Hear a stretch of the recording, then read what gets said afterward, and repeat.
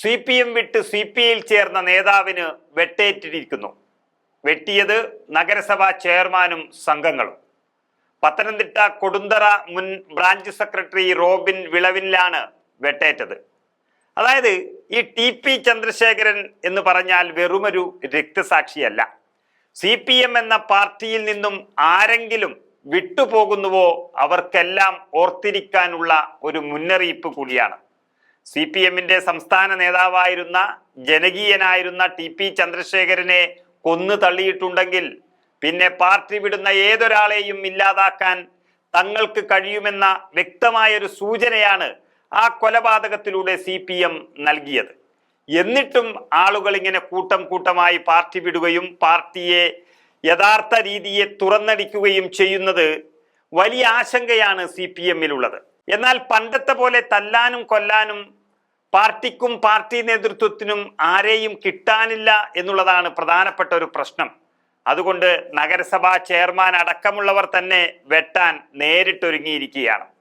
പത്തനംതിട്ട നഗരസഭാ ചെയർമാനും CPM നേതാവുമായ സക്കീർ ഹുസൈൻ, മറ്റൊരു CPM കൗൺസിലർ R സാബു എന്നിവർ ഉൾപ്പെടെ 7 പേരെ പ്രതിയാക്കി പത്തനംതിട്ട പോലീസ് കേസെടുത്തു. അടിച്ചു താഴെയിട്ട ശേഷം വടിവാളിന് വെട്ടുകയായിരുന്നു എന്ന റോബിന്റെ മൊഴി പ്രകാരമാണ് പത്തനംതിട്ട നഗരസഭാ ചെയർമാൻ ഉൾപ്പെടെയുള്ള പ്രമുഖ നേതാക്കൾക്കെതിരെ പോലീസ് കേസെടുത്തിരിക്കുന്നത്. ഒരു നഗരസഭയുടെ ചെയർമാനാണ് ഒരു മനുഷ്യനെ ഇങ്ങനെ വെട്ടിക്കൊലപ്പെടുത്താൻ വടിവാളുമായി ഇറങ്ങിയത് എന്നത് പിണറായി ഭരണത്തിൽ കാണുന്ന മാത്രം പ്രത്യേകതയാണ്.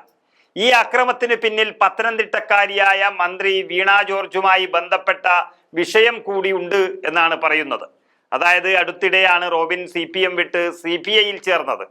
മന്ത്രി വീണ ജോർജിനെതിരെ കഴിഞ്ഞ ദിവസം പത്തനംതിട്ടയിൽ SDPI ഒരു മാർച്ച് നടത്തിയിരുന്നു.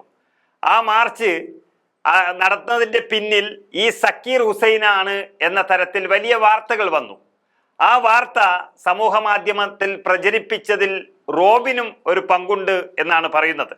അങ്ങനെ പത്തനംതിട്ട ഉൾപ്പെടുന്ന ആറന്മുള മണ്ഡലത്തിലെ MLA ആയ വീണ മന്ത്രിക്കെതിരെ നഗരസഭാ അധ്യക്ഷൻ തന്നെ നടത്തുന്ന ഇത്തരം നീചമായ നീക്കങ്ങൾ ഒരു ഇടതുപക്ഷക്കാരൻ എന്നുള്ള നിലയിൽ തനിക്ക് കണ്ടിരിക്കാൻ കഴിയില്ലെന്നും അത് തുറന്നു കാട്ടിയെന്നും ആ തുറന്നു കാട്ടിയതിലുള്ള വിരോധമാണ് ഇത്രയും വലിയൊരു ആക്രമണത്തിന് പിന്നിലെന്നുമാണ് റോബിൻ വ്യക്തമാക്കിയത്.